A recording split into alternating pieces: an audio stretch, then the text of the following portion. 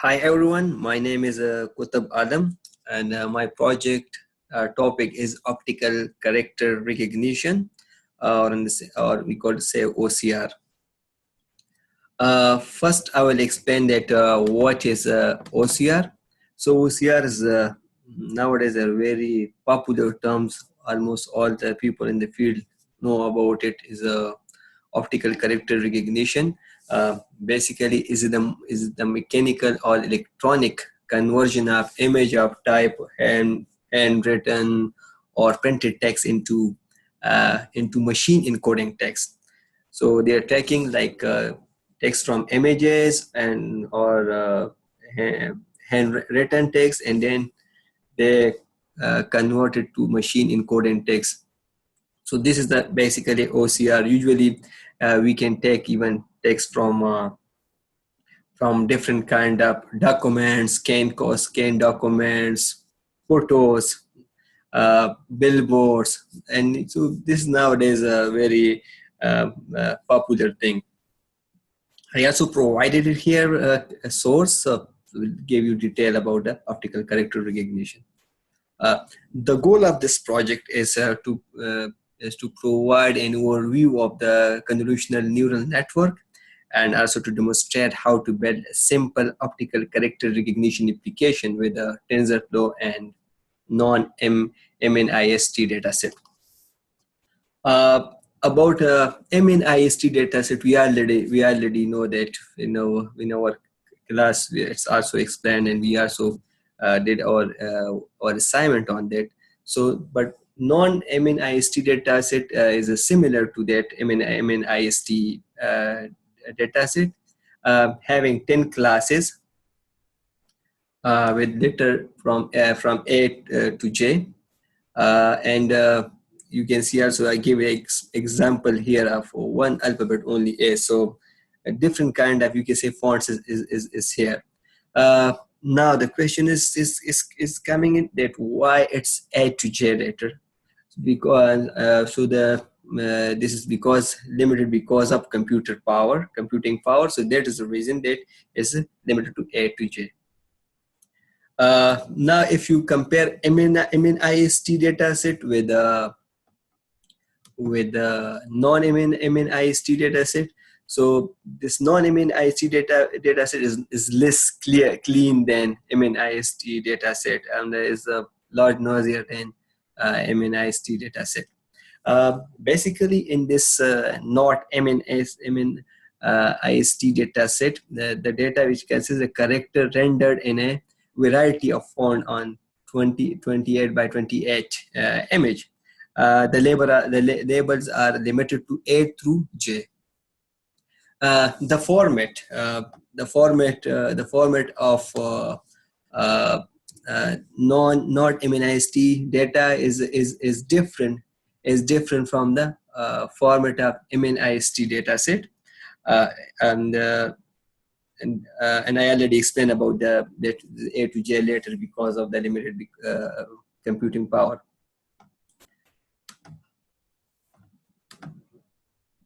Now let's proceed to the project. What I did actually, so I use not MNIST for our project. First, I downloaded this dataset, not MNIST dataset, which is available on the source which I provided here. So you will see there are two files. One call it not MNIST large, and one is small. One we will use for our testing, one we use for our training. So the second, I extract downloaded file. In my application, I also provided opportunity that you can download this through the coding, but even the best and the easiest way to download it manually, and you can also extract it manually. But in my application, I also provided that you will be able to even the system will be the application will be able to download it for you. Okay, so this was I was talking about the extracting code. This is the extracting code which I provided. So if you look, here's a function called maybe underscore extract, which is accepting two variables. One is file name, and the second one is a force. So for the force we will use, for example, if the force is false, it means that if the file is already existing, so the system will not overwrite. And if this is true, then again, if you are extracting, the system will overwrite the file. Um, After the extracting, what we will do pickle the data. So we all already know that a pickle is a module usually implements a fundamental but powerful algorithm for serializing and deserializing a Python object structure. Pickling basically, we call it serialization, and unpickling we call it marshalling or plating. Usually pickle has two methods. One is called dump, an object to a file object, and the second we also use a load method is there, which is to read an object from the file. I also provided a source here so you can see it in detail. This is my pickling code.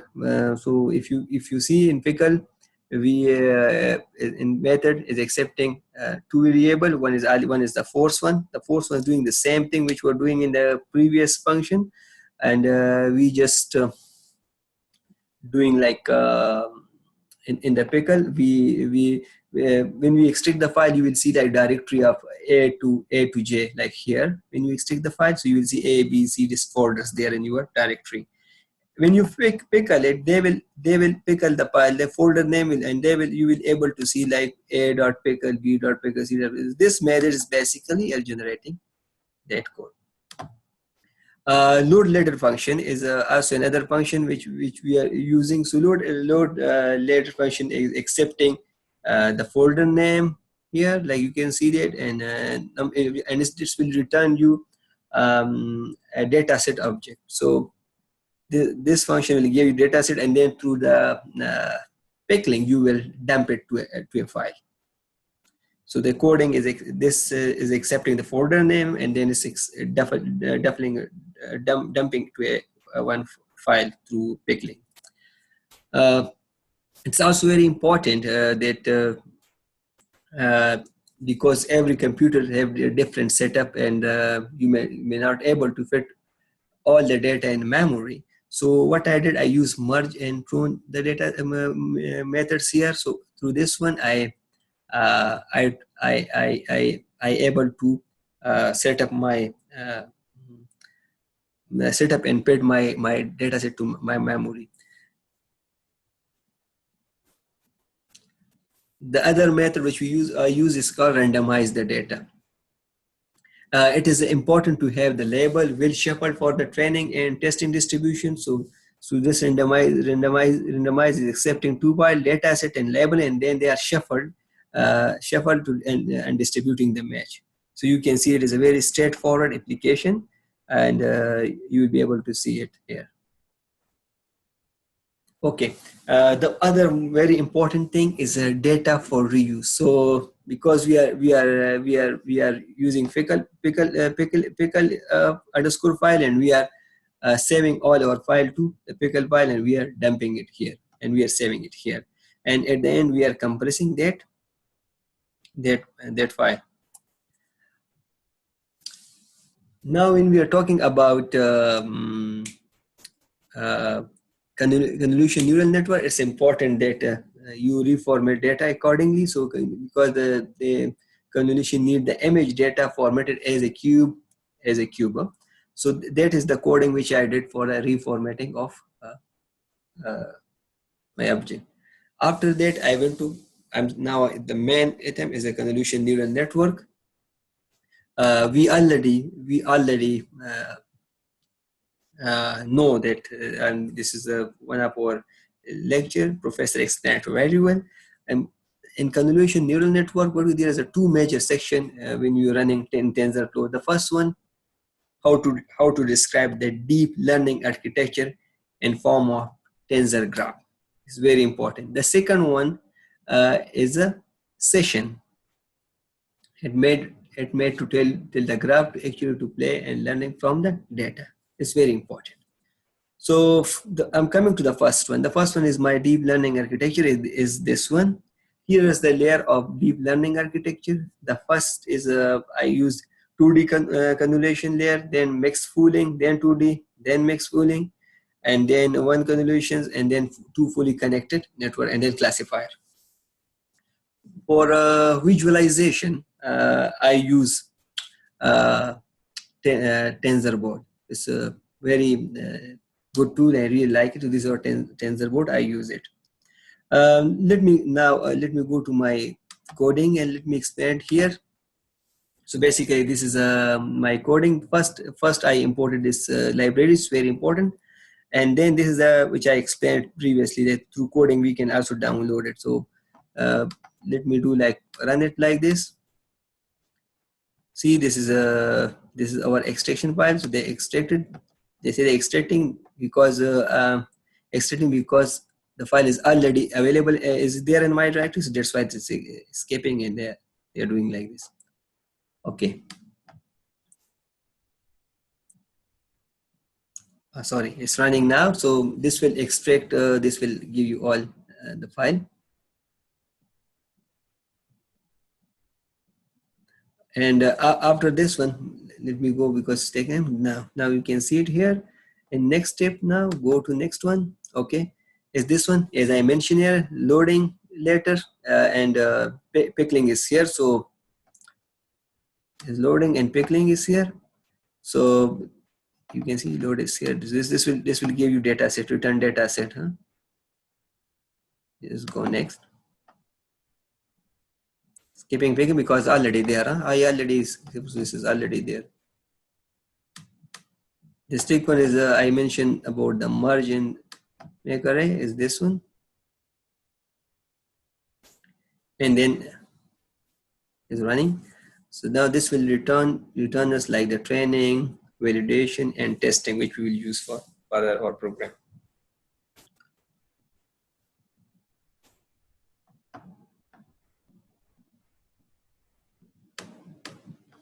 So this is our training, validation, testing, then randomizing, and now we are saving data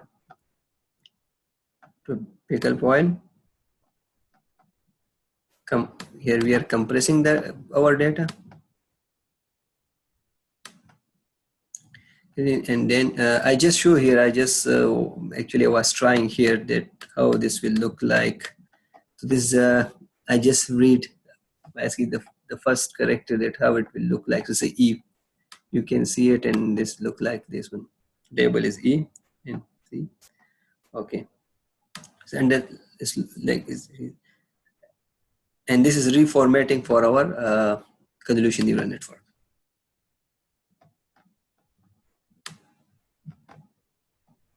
Git accuracy, I make a one function. I'm also doing like I'm using summary TensorFlow summary dashboard. So it's also important to calculate all these things. Next, let me go to okay. Now here's some very important variable which we needed for our application, like the batch file. Tell you how many training, for example, per training set per the algorithm is needed. The second one is regulation learning rate. Usually is telling you like how faster you want to train you, learning to train, how faster you want it. And these are the very important. And then dropout, which is, so next, this is our bias variables, get weight. And then this is my man. Oh, shit. Initializing. It's running now, started.